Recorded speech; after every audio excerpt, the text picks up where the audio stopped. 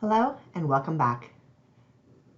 Today we're going to be talking about anxiety disorders. This is part of a two-series lecture. In the first part of this lecture, we're going to talk about specific phobias, panic disorder, agoraphobia, and social anxiety disorder. And for the rest of his life, the young reptile suffered deep emotional scars. Most of us will have some sort of fear or phobia, whether that is diagnosable, meaning that it meets specific criteria for a DSM diagnosis, depends on how much it impacts our lives. This also goes back to the degree of abnormal versus normal when we talk about this. So keep that in mind as we discuss the different anxiety disorders we will talk about today. So an important distinction is between anxiety and fear. So anxiety is apprehension about an anticipated problem. So while fear is a response to an immediate danger. So we are programmed biologically for our flight or fight response. And so we do feel fear in response to immediate dangers. Anxiety is the way that we feel anticipating fear of something that may or may not happen in the future.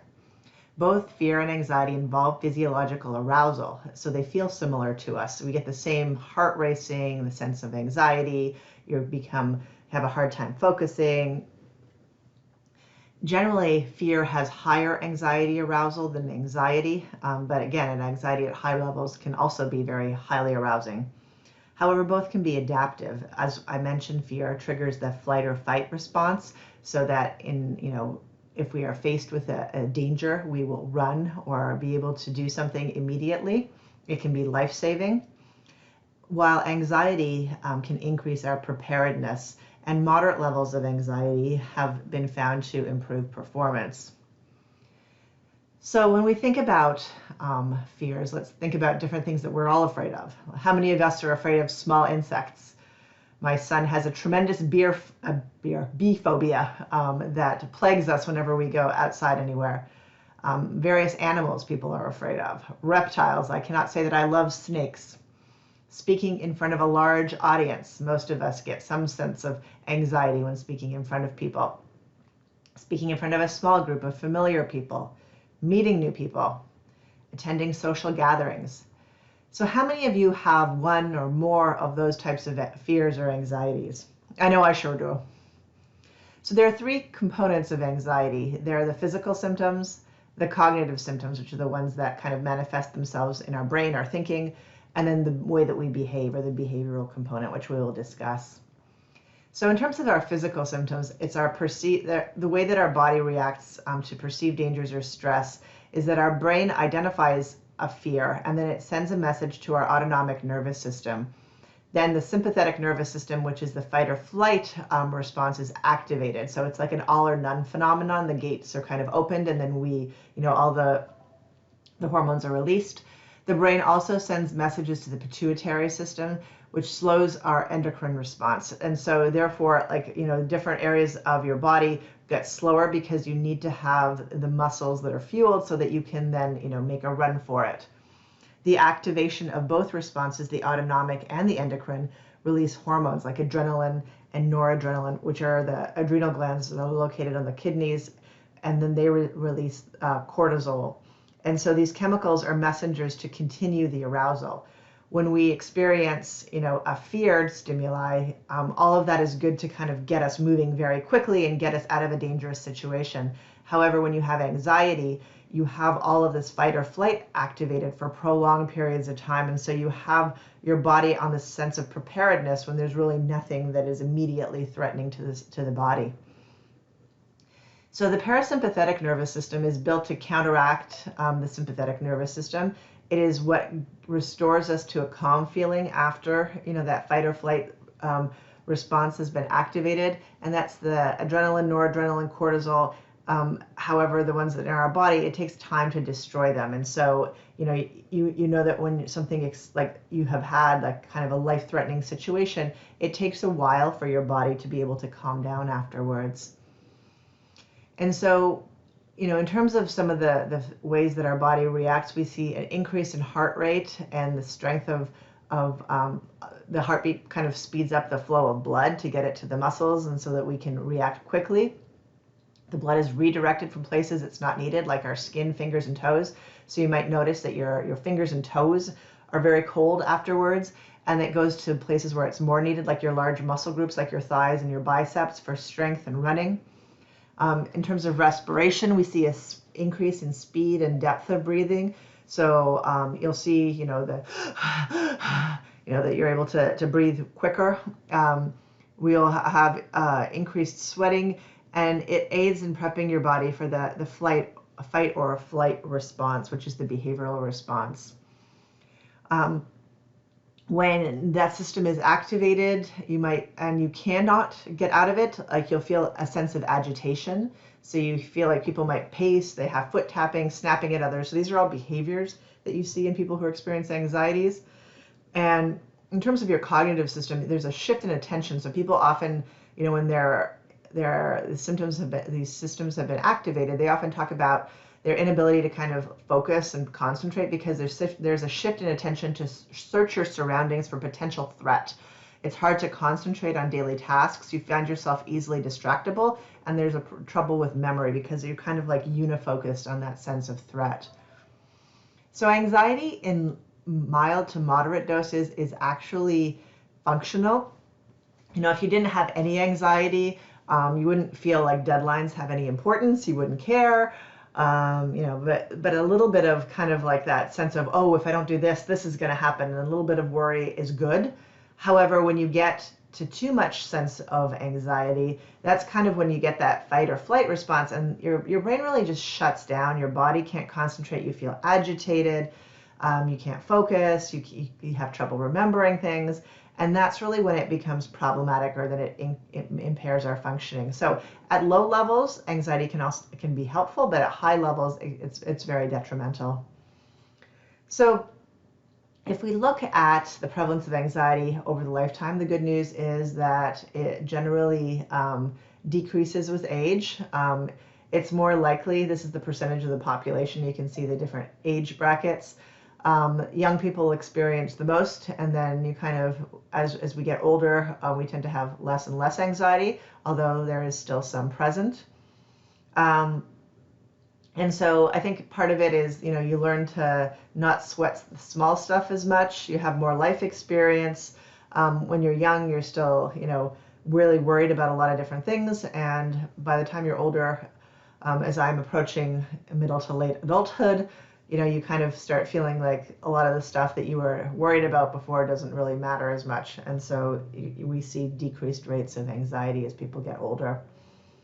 There's a lot of comorbidity in terms of anxiety disorders. For example, half of individuals with anxiety disorder meet criteria for another anxiety disorder. And this goes back to our previous lecture when we talked about kind of like, are these diagnostically separate entities, or is anxiety as a whole, something of a bigger thing? Subthreshold symptoms are common, meaning that you don't meet diagnostic criteria. If you need to have 4 symptoms, you might have 3, but that can still impact you. As I mentioned at the onset of this lecture, all of us have anxiety to a certain degree. And that doesn't mean that it doesn't impact us in some way, but it doesn't necessarily meet full diagnostic criteria. 3/4 of individuals with anxiety disorder meet criteria for another disorder. So we see, and we talked about this last time, that 60% of individuals who have anxiety disorders also meet criteria for major depressive disorder. The two are very highly comorbid. Genetically, they are identical. And so this goes to kind of like, are these really separate constructs, or are these, kind of a continuum with a variety of different symptoms? We also see high levels of substance use disorders because people will self-medicate the anxiety using drugs or alcohol, and personality disorders are often comorbid with anxiety disorders. Now, if we think about kind of gender and socio-cultural factors, women are twice as likely as men to have anxiety disorders, specifically panic, general anxiety disorder, and specific phobias. Agoraphobia and social anxiety disorder, there are more women than men who are diagnosed, but it's not quite that 2-to-1 ratio. There are various different explanations for these gender differentials. First, biologically, there might be something, different between men and women. There's the psychological, like the personal control over situations. Like women often don't have as much control over situations due to, societal oppression of women and women's rights. Women have generally more responsibilities, more things that they're looking after. And women socially might be more likely to report their symptoms. It could be that men are also experiencing anxiety, but there are gender biases, and men or boys are told and learn to hide their feelings and emotions, and so they don't report it. They might also not recognize, like, a lot of anxiety symptoms are physical, and so people might not recognize that they're experiencing anxiety. They just might feel like they're physical symptoms. We do know that anxiety occurs across culture, but the focus of the anxiety varies. For example, in certain cultures, like in Japan, it's, and I'm going to pronounce this incorrectly, but Taijin Kyufosho, which is social anxiety disorder. It's like social anxiety disorder in the DSM, but but in the Japanese context, it's the fear of offending or embarrassing others, versus in the DSM, it's the social concern of being evaluated by others. So it's more like focused on us here in America, but in Japan, the fear is of offending or embarrassing other people. There also could be cultural influences that influence what people come to fear or how likely they are to report. For example, people in Taiwan and Japan in one study were found to underreport anxiety. And also, it might be normal in certain cultures to have certain fears or not to have certain fears. Using genetic studies, they do twin studies where they look at twins who are raised together and apart, and they find that there's a 20 to 40% concordance rate, because twins have the same biological makeup, so that kind of controls for the genetic factors. So then you can just look at the environmental factors of twins raised apart. So there's a 20 to 40% concordance for phobias and general anxiety disorder, and a 48% for panic disorder, suggesting that there's some biological component there. We also see neurobiologically that people have an overactive fear circuit in their amygdala, and they have lower levels of GABA and serotonin neurotransmitters and higher levels of norepinephrine. So there's evidence to suggest that there are biological predispositions for anxiety. There are also personality risk factors. So you can see, like, there are some kids that just have a tendency to be more afraid. My son is someone who is generally very afraid. I mentioned his bee phobia. He also cannot be on he's, I think, going to be 12, and he can't be on any floor of our house when there's not anybody nearby. And even in his, if there's not somebody in the same room, he gets anxious if he's by himself. And so some kids just have a tendency to become agitated or cry in more novel settings. It can be observed even in kids as young as 4 months. And those kinds of kids tend to be more anxious as adults. And then you have people, we don't like to use the term neuroticism, but it's a tendency to experience and react to events with greater than average negative affect. And so individuals who have more of this, it's like measured on the NEO-PI, who have more of this neurotic characteristic tend to also have higher levels of anxiety and depression. Cognitively, people who perceive that they are more in control are less likely to feel anxious, and vice versa. So if you have, a history where you have had a lot of negative events happen to you that have been beyond your control, you might perceive the world to be much more uncontrollable, and therefore might have higher levels of anxiety. Obviously, trauma comes into play too. And there are people who have a tendency to notice more negative environmental cues. It's a process. Like, my kids can pick out insects wherever we go, and I tend not to notice them, but they are afraid of them, and I am not. Things such as negative life events often precede the onset of an anxiety disorder, such as the loss of a job, end of a relationship. And 80% of people who are diagnosed with panic disorder report experiencing a severe stressor before the onset of the disorder. So as you can see, the biopsychosocial model, meaning that there's like biological, psychological, and social things that come into play, really explains a lot of the variability of anxiety diagnosis. I don't think there's one pathway to developing anxiety. I think it's kind of a confluence of a variety of different factors that bring people to experience anxiety disorders.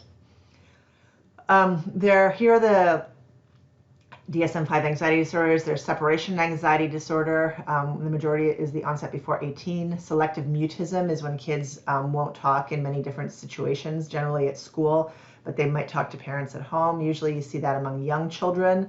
We have specific phobias, social anxiety disorder, panic disorder, which is different than panic attacks, and we'll talk about why that is. Agoraphobia, which is now distinct from panic disorder. It used to be you could have panic disorder with and without agoraphobia, but agoraphobia now in the DSM-5 is a diagnosis unto itself, and then generalized anxiety disorder. So let's start with our discussion of specific phobias. In terms of diagnostic criteria, this is a marked and persistent fear of an object or situation. So generally we see a lot of things like heights, insects, animals. The fear is irrational and unreasonable. So it's not, it's not like that you're afraid, you live in a place that is infested by tarantulas and tarantulas can, kill you and poison you, but it's like an irrational fear of, yesterday somebody told me their son was very afraid of ladybugs, and ladybugs can't really do anything to you.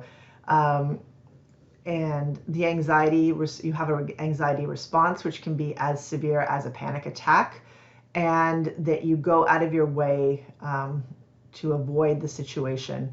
And that's like seriously avoid the situation, like you change your life and it's endured with, or you can endure it with significant distress.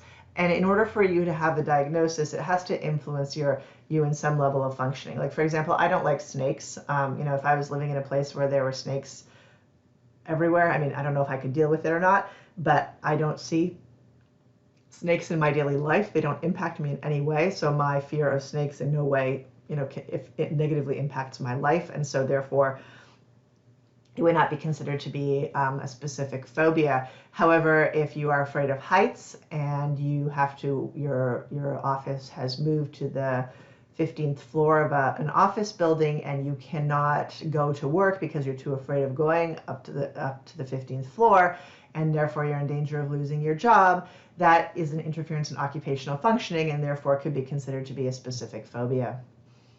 You want to make sure when you're thinking about specific phobias, you're thinking about differential diagnosis, meaning some of the other things that you can rule out. So you want to make sure that it's different from social separation anxiety disorder. So it's not a fear of separation, that's a separate disorder. Social anxiety disorder, so it's not related to fear of social situations or fear of humiliation. Or agoraphobia, so it's not a fear related to being in closed spaces. There are different types of phobias. These are not by any means all of them, but there's the blood injection phobia, situation phobias like elevators and heights, the natural environmental phobias like heights, bridges, animal phobias, and then there's others like choking, for example. The course of prevalence. So you can see that generally these largely decrease with age. There seems to be a spike with older women around the age of 75. And I don't know if that's related to potentially widowhood. It's not quite clear, but they generally decrease with time, with women experiencing about twice as much specific phobia as men. The prevalence rates are anywhere from 7 to 11%, but only 3 to 4% seek treatment. That could be because of social stigma, or it could also be because people avoid those situations and adapt their life so that they don't have to deal with it. So, for example, if your job is on the 15th floor, you might decide to find a workplace that no longer you have to go up to the 15th floor, and therefore the fear becomes kind of moot. Usually emerges during adolescence, earlier than age 25. It tends to be chronic unless you deal with it, but can fluctuate over the course of time, and usually we assess it by self-report. And so we have to also distinguish between developmentally normal fears. So with small kids, loud noises, rapid position changes can cause fears. Then obviously the strangers, when the kids are a little bit older, the unfamiliar people, unexpected objects. Little kids tend to fear strangers, storms, dark, being away from parents, loud noises. The toilet is sometimes traumatic for little kids. Kind of in those later childhood years, kind of being afraid of ghosts, getting hurt, disease, burglars, murderers, especially now with YouTube, they hear all sorts of things. Failure, criticism, punishment, and then in adolescence, performance in school, peer scrutiny, appearance, and performance in general. So those are all sort of normative fears, and so it's when they become, interfering with life that it becomes problematic.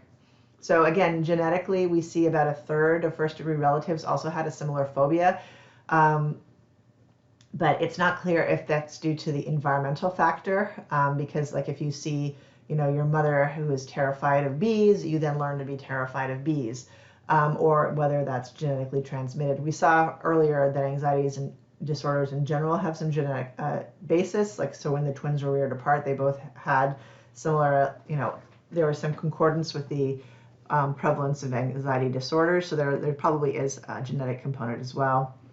Behaviorally, the video here is in your folder of little Albert. I don't know if you've heard about him from your undergraduate studies, but this was a poor child. I think it was back in the 1920s before we had really ethics board. They did some investigative reports recently. I think it was through the APA, so I encourage you to read that article.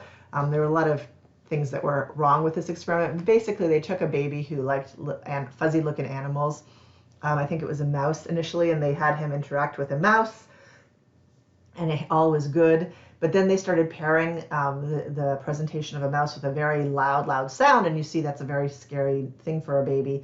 And so he then associated the mouse with that loud sound. So then when they gave him the mouse in the absence of the loud sound, he cried. And then that fear even became generalized to all sorts of fuzzy animals, even as much as a rabbit, as you see in this picture. When you think about the etiology of specific phobias, from the behavioral perspective, there's the Maurer's two-factor theory. So you have the pairing of the stimulus, which is the classical conditioning. So you have the dog, and then it's linked to the bite, and so you would associate the dog and the biting. Therefore, all dogs are now associated with biting, so you become scared. And then you avoid it through negative reinforcement. So you then don't want to go near dogs anymore. So that then reinforces the fear of all dogs because of this incident. And then you have the overt avoidance response. And so anytime that you come in contact with the fear, it then enacts that response. There are some criticisms of the two-factorial model. So a lot of people who have phobias have never had any negative experience with them. And even people who have direct experience, such as modeling or verbal instruction, they only tend to fear certain types of objects. So there's like a preparedness learning. So there's certain animals like rats and snakes that we might be more afraid of because rats carry disease and snakes can be poisonous. Also, blood phobias kind of come from preparedness theory because we don't want to lose blood because then we can die. And obviously heights you can fall off of. And so we need to really integrate these two-factor theories or these conditioning models with biological models of fear, because there might be some fears that are biologically pre-programmed in us that have evolved evolutionarily over time. I think this is a kind of a cute cartoon. I was afraid to fly until I learned I was safer here than in my car. Now I'm afraid to get off the plane. And so, part of it is cognitive, that we tell ourselves that something is fearful. And so part of it is like, by doing cognitive restructuring, we can kind of talk ourselves out of the fear as well. So we do see that with specific phobias that people have the attentional bias. As I mentioned, my son is hyper focused on bees. Like, we were in Europe this summer, and there, a lot of the outdoor patios have flowers. There are bees around. And like, I wouldn't even notice, and he would be like running down the street to the point where he almost got like run over by, people and carriages and whatever else, because he was like bolting every time he saw a bee. And then we often see there's an overestimation of association between the stimuli and the outcome. So they kind of, people tend to overestimate the dangers that the stimulus will happen, like the bee will sting you. And the reality is that most bees are going about their business. They don't want to sting you. And the other is the reasoning bias. So people, when they see the feared stimulus, they have an anxiety response, like they physiologically feel anxious, and therefore that they tell themselves that it's a dangerous situation when in reality it's not. So the next disorder we're going to talk about is panic disorder. There's also a video in the folder of a woman having a panic attack. I think it's important to understand what a panic attack is, because I think a lot of people use the term panic colloquially when they feel kind of anxious. But panic attack is really something that kind of comes out really suddenly. It peaks very quickly within 1 to 2 minutes, and then it doesn't last more than about 10 minutes, and it runs its course. People often report when they're having a panic attack that they seriously believe they're going to die. Even though they've had many of them before, they might still believe they're having a heart attack. In order to have panic disorder, you have to have frequent panic attacks that are unrelated to specific situations. So if you have exposure to a feared stimulus like a phobia, and you have a panic attack, that is still a specific phobia. It's not panic disorder. Panic disorder, you have a panic attack that comes out of the blue, and then you start worrying about having more panic attacks. That's the disorder part of it, is the fear of the fear.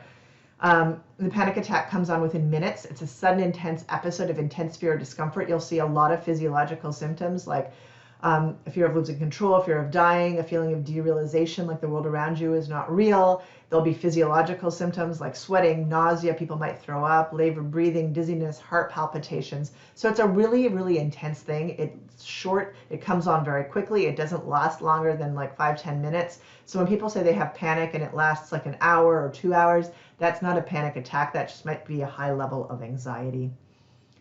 And here the key is that it's uncued attacks, meaning they're not in relation to a feared stimulus. So they come unexpectedly without warning. Cued attacks are ones that are triggered by a specific situation. And in that case, it's more likely a phobia and a reaction. You're still having a panic attack, but it's not panic disorder. The disorder, panic disorder really is that out of the blue without warning, and then the fear of another panic attack happening, which then keeps people kind of sequestered in their house because they don't know when they're going to have another one, and they're scared to have it out in public. And so you have to have at least 1 month of concern about the possibility of more attacks, worry about the consequences of an attack, or you're changing your behavior because of the attack. We often see that it happens in young adulthood, kind of college age. A lot of people who have panic disorder are unemployed for more than 5 years, and that's because they don't want to leave their homes. I'm sure that statistic might change now that more people are able to work from home. They don't have to leave, but it's frequently associated or comorbid with agoraphobia and depression, obviously. But if you're not able to leave your home, and then you start to fear going outside because you're fearing of having another panic attack. That can be depressing, and then people start self-medicating. Agoraphobia is anxiety about situations in which it would be embarrassing or difficult to escape if panic or other embarrassing or incapacitating symptoms happen. And so it's generally chronic unless you have treatment. So 30% of people remit with treatment without relapse, and 30% realize notable improvement, but symptoms wax and wane with time. Panic disorder can be very treatable using cognitive behavioral strategies. So if you know anybody who has panic disorder, I would encourage them to seek CBT. It's a little harder when agoraphobia is present, although now that we have telemedicine, I think that can overcome some of it, because part of the reason that the people with agoraphobia are less likely to have a good prognosis is because they can't leave home to get treatment. But now that we have telemedicine, I think that can overcome some of those barriers. So the pandemic, while has a lot of negative outcomes, the telemedicine outcome can be very beneficial for a lot of people. Just like the other anxiety disorders we talk about, there are neurological underpinnings. So they find kind of abnormalities in the locus ceruleus, which is a major source of norepinephrine. It triggers the sympathetic nervous system. And so they sometimes think that it might be misfiring because you get these electrical signals there, which can then lead to the panic attacks. And we see that and we see what the differences in people who've had a history of panic attacks.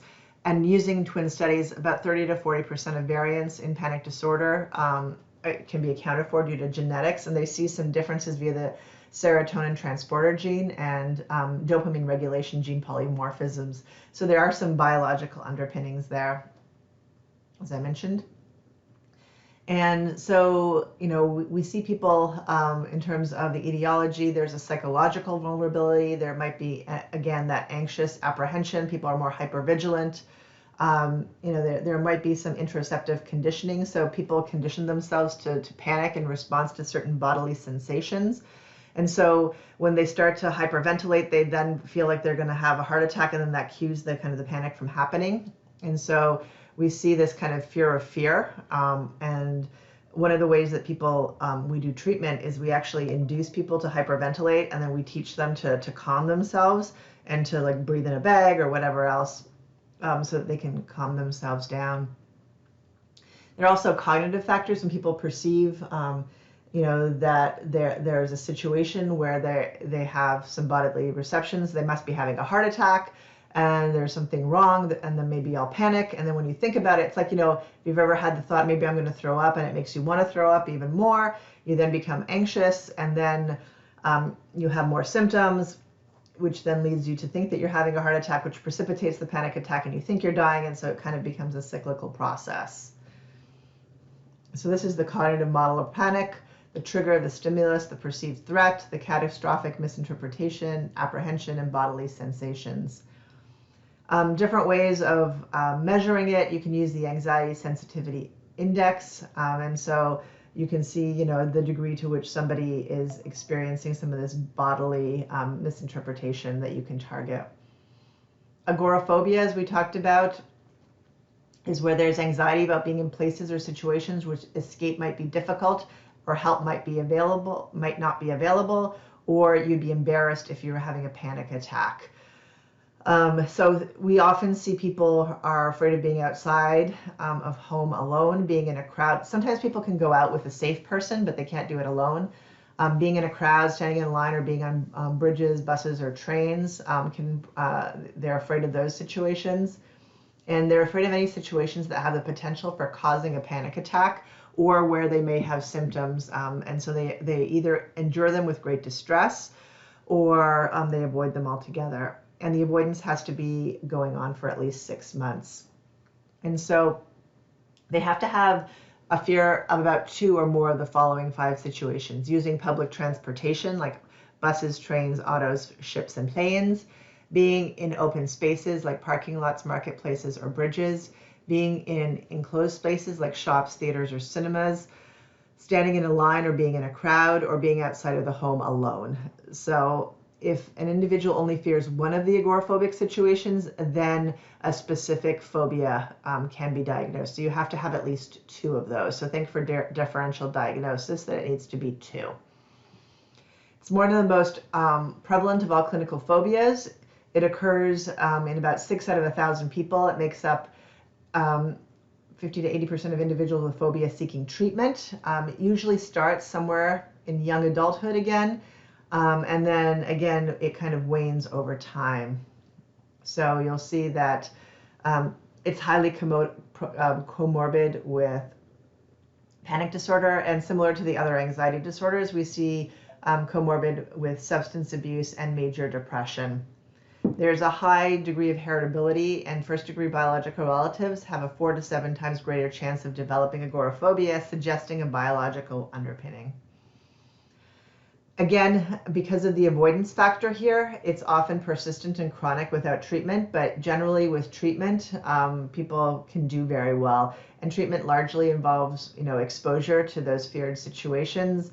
It involves working, with individuals and doing cognitive restructuring about the feared situations and giving them coping strategies.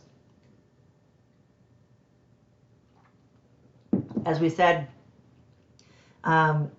it seems to be particularly related to phobias.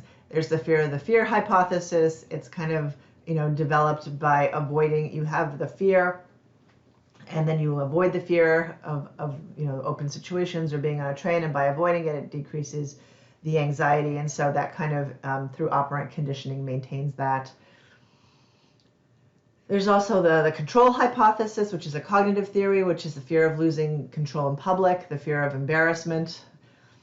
And so, again, all of these anxiety disorders, the biopsychosocial model really comes to play. Social anxiety disorder is the fearful apprehension of social performance situations, which, such as social situations, speaking in public, or eating in public. But the fear here is of negative appraisal of others, that you're worried that you're going to other people are going to think negatively of you. And so it's important to understand that, being shy doesn't necessarily mean you have social phobia. Like, a lot of people are not comfortable in social situations, but shyness is kind of like on the lower end. And then people who have high degrees of shyness can also kind of overlap with either social phobia that's more generalized, or potentially avoidant personality disorder. So the diagnostic criteria include marked and persistent fear in one or more social situations in which the individual is exposed to possible scrutiny by others. So the scrutiny by others is key, such as having a conversation with others, meeting unfamiliar people, being observed, performing in front of others, because the anxiety symptoms will show negative evaluation will ensue. So people are afraid that they're going to be anxious, and then they're afraid that other people will judge them negatively. So you can see how that fear of the fear, right? Like because you're afraid of it, you're going to feel more anxious. Therefore, you think that other people are going to perceive your anxiety, which then makes you more anxious, and the whole cycle, continues. It's exposure to the feared situation is associated with extreme anxiety. The person recognizes the fear is excessive or unreasonable, because if they don't, then it potentially could be a psychotic disorder.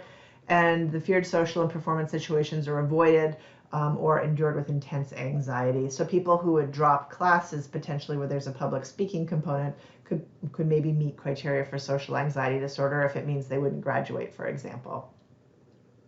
It's estimated that in the US, the prevalence rate varies from 2 to 12%. It's not clear in terms of the gender differential, but we know, again, females are more likely than males, but males seek treatment more often. And that could be because a lot of males historically have had jobs where, things like public speaking were more prominent, like at those higher level jobs, we have to speak publicly, and historically those have been, more prevalent among males. I think, as societal and gender norms change in the workplace, we might see a more egalitarian help-seeking behavior. It usually starts at a bit of a younger age, but similar to all the other anxiety disorders without treatment, the course is unremitting because, if you're avoiding whatever, you fear, you then reinforce the fear. Again, similar to the other anxiety disorders, we see high comorbidity with depression, substance abuse. Here there's some somatoform disorders as well, avoidant personality disorder, simple phobia, agoraphobia, alcohol use, and depression. Some people think that it's a temperamental thing. Obviously, we have people who are more introverts and those who are more extroverts, and so people with social anxiety disorder tend to be more inhibited and tend not to engage as much as with others, and we see that starting at an early age, and it kind of continues on into adulthood. It does run in families, as does behavioral inhibition, so there's thoughts that it's, there's a genetic component to it, but there really is only, using those twin studies, a slight evidence for genetic component. We're not seeing that those higher rates that we're seeing with some of the other anxiety disorders. It's possible that it could be learned if you have socially anxious parents, that therefore, the kid becomes socially anxious. Like I'm a person who's more introverted, and I tend to keep to myself. And I notice that my daughter is similar, so I'm not sure if she has inherited that from me or if she's learned that from me. Similarly, you have the two-factor model, so you have the avoidance, and so if you avoid the feared situation, the distress kind of diminishes, and so people have different safety behaviors that they engage in. So they also there are also cognitive factors, so you'll also see people have like kind of negative self-evaluation. They have higher standards, and they believe that other people are evaluating much more negatively than they really are. They want to make a good impression, but they expect they're not. They have a lot of beliefs about their social inadequacy, and they evaluate themselves much more negatively than other people evaluated them. What the kind of current thinking is that an integrated model, kind of encompassing both biological and learned preparedness theory, as well as learning and cognitive theory, is probably the best way to explain it. Again, the biopsychosocial model. Much of what we learn about in psychopathology will come down to that biopsychosocial model. There's the genetic predisposition, and then due to environmental and learning factors, people then develop the disorders. For some people, it's actually a skills deficit, and so people might not have the skills necessary to accomplish the tasks. And so, depending on if you do treatment for people with social anxiety disorder, it's important to assess, like, do they know how to make friends? Do they know how to make small talk? How do they, speak in public situations? And so it might be teaching people how to do